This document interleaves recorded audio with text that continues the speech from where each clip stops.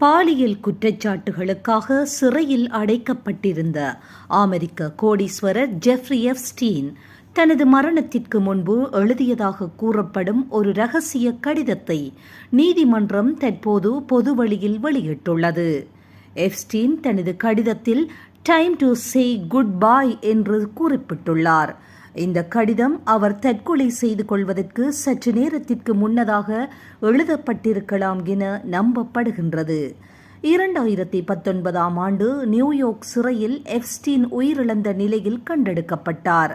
அவரது மரணம் தற்கொலை என அறிவிக்கப்பட்டாலும் அதில் பல்வேறு மர்மங்கள் இருப்பதாக தொடர்ந்து பேசப்பட்டு வந்தது.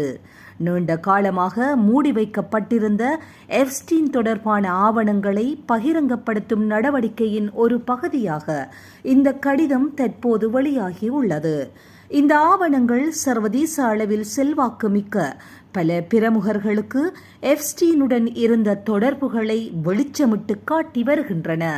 இது போன்ற செய்திகளை உடனுக்குடன் துல்லியமாக நீங்கள் அறிந்து கொள்ள கல்ஃப் நியூஸின் தமிழினை சப்ஸ்கிரைப் செய்வதனூடாக அறிந்து கொள்ள முடியும்.